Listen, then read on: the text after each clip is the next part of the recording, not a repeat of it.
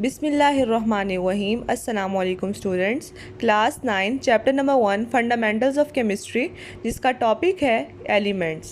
सबसे पहले एलिमेंट क्या होता है, ये मैंने आपको बेसिक डेफिनेशंस बताई हैं। आप लोग डिस्क्रिप्शन में जाके वो वीडियो देख सकते हैं।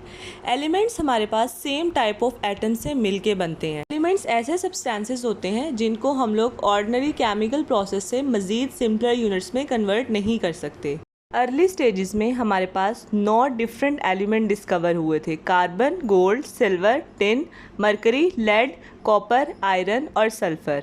उसके बाद 19th सेंचुरी तक 63 न्यू एलिमेंट्स डिस्कवर हुए और अब प्रेजेंट में अभी तक जो टोटल हमारे पास एलिमेंट्स डिस्कवर हुए हैं वो हैं 118, जो कि पीरियोडिक टेबल में अरेंज किए गए हैं। नेक्स्ट हमारे पास डेफिनेशन है एलिमेंट की।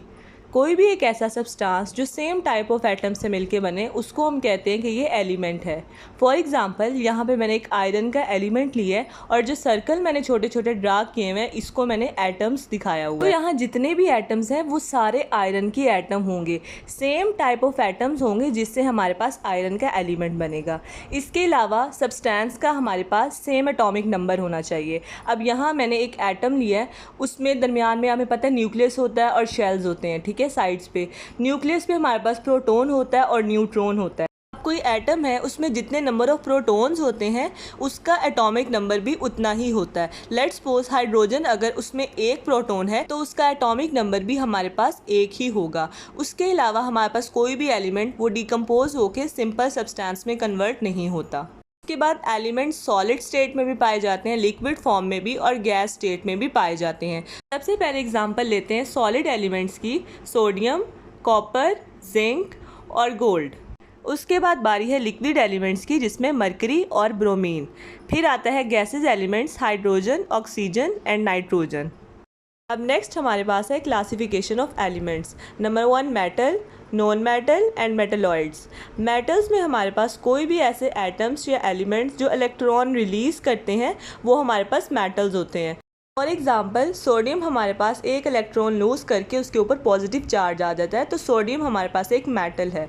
उसके बाद कुछ ऐसे एलिमेंट्स या एटम्स जो इलेक्ट्रॉन गेन करते हैं, जैसे क्लोरीन है, वो एक इलेक्ट्रॉन को गेन करता है और उसके ऊपर नेगेटिव चार्ज आ जाता है, तो ऐसे हमारे पास जो एलिमेंट्स हैं वो नॉन मेटल्स होते हैं। और उसके बाद आता है मेटलॉइड। मेटलॉइड्स को इंटरमीडिएट्स कहा जाता है क्योंकि इसमें मेटल और नॉन मेटल दोनों की मिक्स हमारे पास प्रॉपर्टीज़ पाई जाती हैं। इसके एग्जाम्पल हमारे पास है बोरोन, सिलिकॉन। तकरीबन 80% जो हमारे पास एलिमेंट्स होते हैं वो मेटल होते हैं।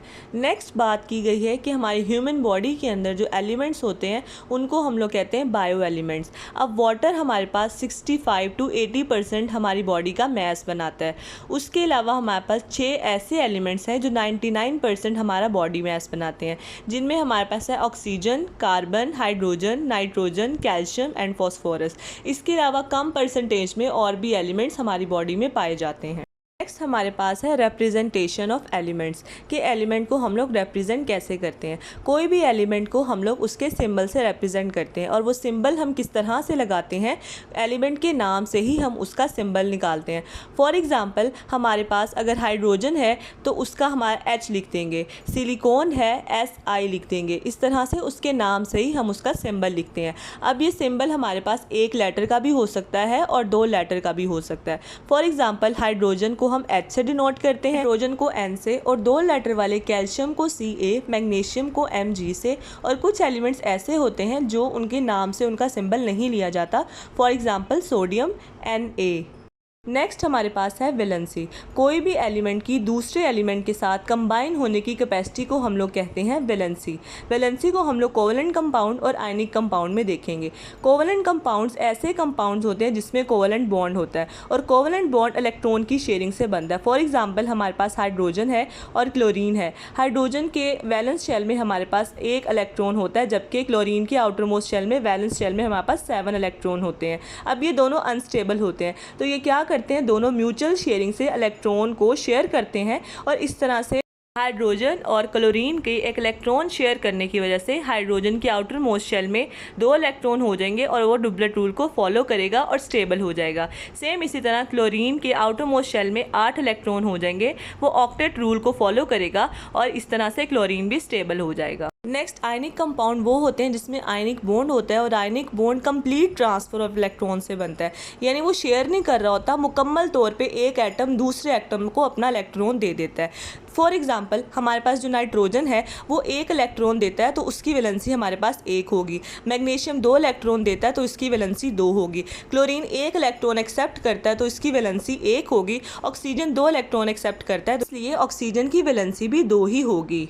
तो ये था हमारा आज का लेक्चर। आई होप आपको सब समझ आ गया होगा, लेकिन अगर कुछ समझ नहीं आया तो आप कमेंट बॉक्स में पूछ सकते हैं। वीडियो अच्छी लगी हो तो लाइक कीजिएगा, दोस्तों के साथ शेयर कीजिएगा और मेरे चैनल को सब्सक्राइब कीजिएगा।